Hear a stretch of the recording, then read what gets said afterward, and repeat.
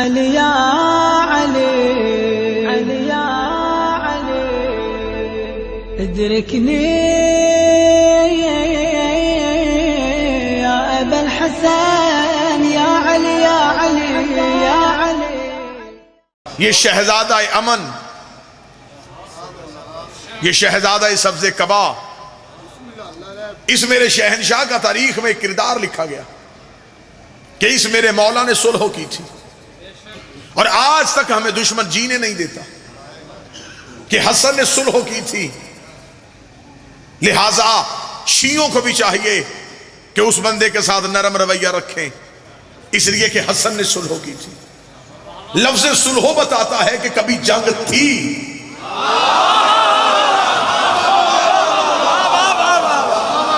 کبھی دوستی میں تو صلح نہیں ہوئی. صلح ہمیشہ دشمنی پہ ہوتی. صلح ہم بعد میں دیکھیں گے، پہلے تو اتنا تو مان تھا کہ دشمنی تھی، تو اسی وجہ سے صلح ہوئی. اور جس کے دل میں لمحے کے لیے بھی ان کی دشمنی آئی ہو، اس نے مولا امام حسن علیہ السلام سے، امام حسن نے صلح کی نہیں، امام حسین امام حسن سے صلح کی گئی. جیسے حسین نے جنگ کی نہیں، امام حسین سے جنگ کی گئی. مولا امام حسن علیہ السلام کو خود حاکم نے کاغذ اور قلم بھیجا کہ شرطیں تو لکھ، مان ہم لیتے. جب کاغذ قلم حسن کے پاس آئی، حسن تو پہلی جنگ جیت گئے. جو جاگ رہا ہے اس کا تو میں ضامن نہیں ہوں. جو ہی کاغذ قلم حسن کے ہاتھ پہ آیا، حسن نے کاغذ قلم لے کے نانا کی قبر کی طرف دیکھا، دیکھ نانا تیرا بیٹا جنگ جیت گیا ہے، یہ وہی نہیں جن سے تو نے مانگا تھا اور انکار ہوا تھا، تو نے کہا تھا. اور آج دیکھ کاغذ قلم میرے دروازے پہ آ گیا. امام حسن علیہ السلام نے تو صلح کی پہلی شرط لکھی. لاہور میں پہلی شرط پڑھنے لگا. یہ شرط نہیں تھی، یہ حسن کے لڑنے کا طریقہ تھا. امام حسن نے تلوار نہیں اٹھائی، قلم کے ساتھ جنگ کی. اتنا گہرا زخم دیا ملوکیت کو کہ آج تک ملوکیت حسن کا دیا ہوا زخم بھر نہیں رہی. کیا زخم دیا؟ امام حسن نے پہلی شرط کیا لکھی؟ جو نوجوان بچے بیٹھے، امام حسن کا پہلی شرط، آج کے بعد حاکم سنت قرآن و سنت پہ عمل کرے گا.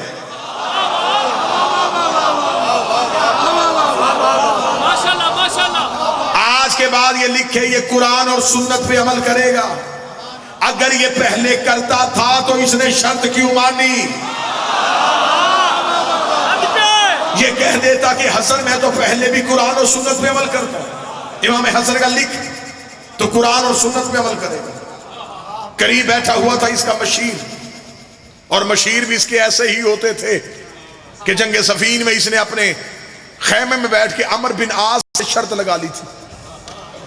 یزید کے باپ نے کہا کہ زیادہ میں ذہین ہوں، عمر بن عاص نے کہا زیادہ ذہین میں ہوں. اس نے کہا تیرا مشورہ نہ بھی ہو تو میں حکومت چلا سکتا ہوں. اس نے کہا تو میرے مشورے کے بغیر حکومت نہیں چلا سکتا. تاریخ کہتی ہے کہ دونوں میں شرط ہو گئی کہ ذہین زیادہ کون ہے. عمر بن عاص نے کہا چل میں تجھے ایک بات بتاتا ہوں، کان میرے قریب کر. اس نے کان قریب کیا. اس نے کہا تجھ جیسا بے وقوف کون ہوگا، خیمے میں تیرے میرے سوا ہے کوئی نہیں.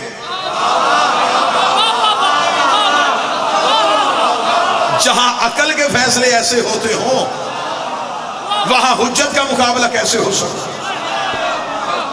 آج کے بعد تو قرآن اور سنت پہ عمل کرے. قریب بیٹھا ہوا تھا اس کا مشیر. اس نے یزید کے باپ سے کہا اس نے رک، میں نام نہیں لوں گا، میں صرف یزید کا باپ ہی کہوں گا.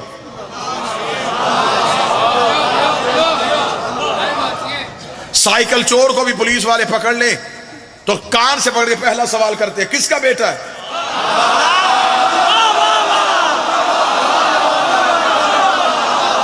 میرا خیال ہے کہ ان کے لیے سب سے بڑی موت ہی یہ ہے جب قیامت والے دن فرشتے کان سے پکڑے پوچھیں گے بتا کس کا بیٹا ہے.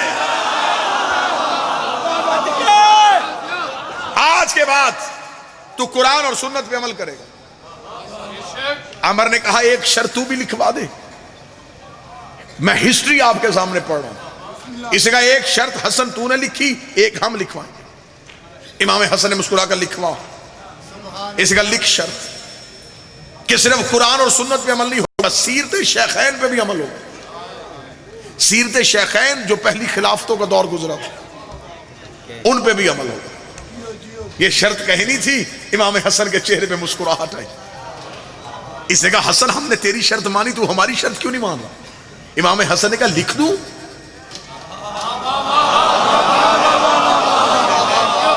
کتنا باریک جملہ آنے لگا ہے۔ میں ابھی سماعتوں کا امتحان لوں گا، کون بندہ ہے جو ذہنی طور پہ مجلس میں بیٹھا؟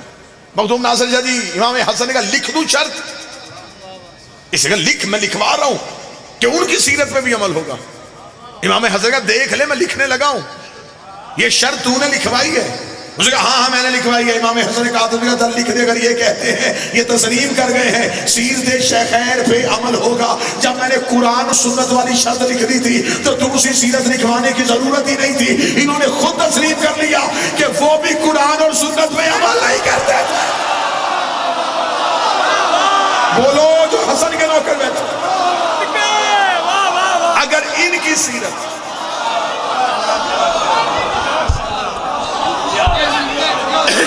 ان کی سیرت قرآن اور سنت کے مطابق تھی تو علیحدہ شرط لکھوانے کی ضرورت ہی نہیں۔ حاکم کے چہرے پہ موت کا پسینہ آیا۔ امام حسن نے کہا میری باری ہے، اگلی شرط میں لکھواؤں گا۔ حسن نے کہا پھر اس شرط کے بعد میں کوئی شرط نہیں لکھواؤں گا۔ حاکم نے کہا لکھوا، آخری شرط کون سی لکھوانا چاہتا ہے؟ امام حسن کے چہرے پہ علی والا جلال آیا۔ فرمایا تیسری شرط لکھنے کا، تخت تاج چاہیے نا، اٹھاؤ تخت اور تاج، آج کے بعد کوئی کتا منبر میں میرے بابے علی کو نہیں بھونکے گا۔ اٹھاؤ لے جاؤ اپنی حکومت، آج کے بعد کوئی بھی میرے بابے علی کو نہیں بھونکے۔ نماز جمعہ کے خطبوں میں میرے مالک علی کے خلاف بکواس کی جاتی تھی۔